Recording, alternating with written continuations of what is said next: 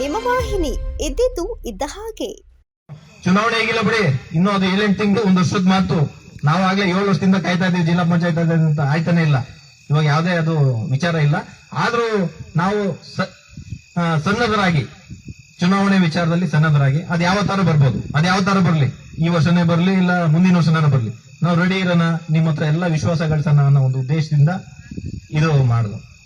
ಆದ್ರೆ ಲಾಸ್ಟ್ ಇದರಲ್ಲಿ ಏನಾಯ್ತು, ಜಿಲ್ಲಾ ಪಂಚಾಯತ್ ಹಿಂಗೆ ತಳ್ಳೆ ಬಿಟ್ರು, MLA ಎಲೆಕ್ಷನ್ ಬಂದ್ಬಿಡ್ತು. MLA ಎಲೆಕ್ಷನ್ ಬಂದಾಗ ಇನ್ನೇನ್ ಮಾಡೋದು, ವಿಧಿ ಇಲ್ಲ, MLAಗೆ ಕ್ಯಾಂಡಿಡೇಟ್ ಮಾಡಬೇಕು ಅಂತ ನಾವೆಲ್ಲ ಒತ್ತಾಯ ಮಾಡಿ, ಶಿವರಾಮೇಗೌಡರು ಅವರು ಕಡೆ ಬಾರಿಗೆ ಅಂತಂದಿದ್ರು, ಬಿಜೆಪಿಲಿ ಏನೇನೋ ಆಗಿ ನಾವೇ ಒತ್ತಾಯ ಮಾಡಿದ್ರು, ಬಿಜೆಪಿಗೆ ಹೋಗ್ಬಿಡೋಣ, ಎಲ್ಲ ಒಳ್ಳೇದು, ಈಗ ರಾಜ್ಯದಲ್ಲಿ ಬಿಜೆಪಿನೇ ಬಂದ್ಬಿಡ್ತದೆ ಅಂತ ಸುಮಾರು ಜನ ಒತ್ತಾಯ ಮಾಡಿದ್ರು. ಹಂಗಾಗಿ ಅವ್ರು ಬಿಜೆಪಿಗೆ ಹೋದ್ರು. ಅಲ್ಲಿ ಬಿಜೆಪಿಲಿ ಸುಧಾಕರ್ ಟಿಕೆಟ್ ಕೊಟ್ರು.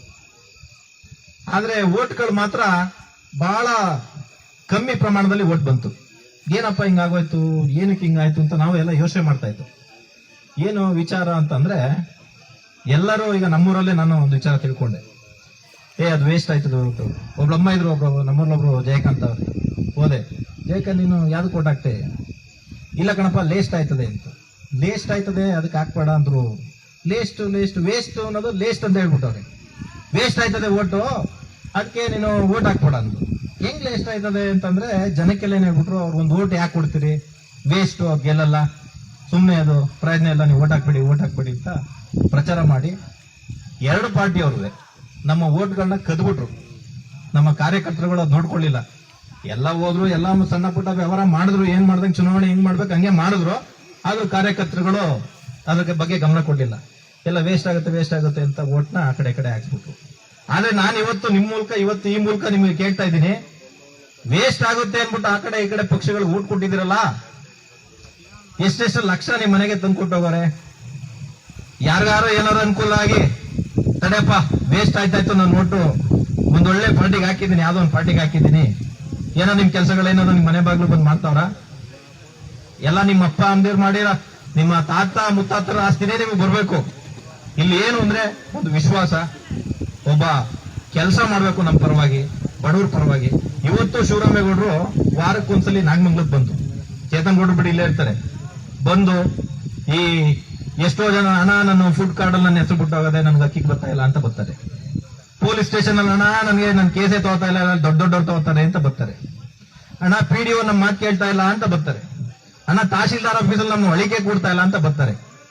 ನ್ಯಾಯ ಇವ್ರ ಪರವಾಗಿದ್ರು ಅಲ್ಲಿ ಕಾಂಟ್ರಾಕ್ಟ್ದಾರರು ಇಲ್ಲ ದೊಡ್ಡ ರಾಜಕಾರಣಿ ಲೀಡರ್ಗಳು, ಕಾರ್ ಮಡಗಿರೋರು, ಬಿಳಿ ಶರ್ಟ್ ಹಾಕಿರೋರು ಒಳಿಕ್ ಹೋಯ್ತವ್ರೆ, ಬಡವರೆಲ್ಲ ಆಚೆ ಕುಂತವ್ರೆ, ಅವ್ರಿಗೇನು ಸೇವೆ ಸಿಗ್ತಾ ಇಲ್ಲ.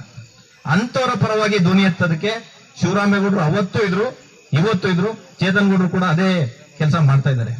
ಇಂಥ ಮನುಷ್ಯರನ್ನ ನಾವು ಉಳಿಸ್ಕೋಬೇಕಾಗಿದೆ. ಚೇತನ್ ಗೌಡರಿಗೆ ಒಂದು ಭವಿಷ್ಯವನ್ನ ನಾವು ಮಾಡಬೇಕಾಗಿದೆ, ಒಂದು ಕಲ್ಪಿಸಬೇಕಾಗಿದೆ. ಅದು ನಮ್ಮೆಲ್ಲರ ಜವಾಬ್ದಾರಿ. ಶಿವರಾಮೇಗೌಡರು ಮಾಡಿರ್ತಕ್ಕಂಥ ಸೇವೆ ಇಡೀ ನಮ್ಮ ನಾಗಮಂಗಲ ತಾಲೂಕಲ್ಲಿ ಎಲ್ಲಾ ಊರುಗಳಿಗೂ ರಸ್ತೆ, ಶಿವಪಥ ಅಂತ ಒಂದು ಬುಕ್ ಮಾಡಿದ್ದಾರೆ, ಅದರಲ್ಲಿ ಬರೆದಿದ್ದಾರೆ ಫುಲ್ಲು ಎಷ್ಟೆಷ್ಟು ಊರುಗಳಿಗೆ ರಸ್ತೆ ಮಾಡಿದ್ದಾರೆ, ಎಷ್ಟು ಊರುಗಳಿಗೆ ಕುಡಿಯೋ ನೀರು ಮಾಡಿದ್ದಾರೆ, ಎಷ್ಟು ಭೂಮಿ ಮಂಜೂರು ಮಾಡಿದ್ದಾರೆ ಅಂತ ಅದನ್ನ ಪದೇ ನೀವು ಕೇಳ್ತಾ ಇರ್ತೀರಾ. ಅದ್ರ ಬಗ್ಗೆ ಪದೇ ಹೇಳಿ ನಿಮಗೂ ಬೇಜಾರು ಮಾಡಕ್ ನಮ್ಗೆ ಇಷ್ಟ ಇಲ್ಲ, ಅಷ್ಟು ಕೆಲಸ ಮಾಡಿದ್ದಾರೆ.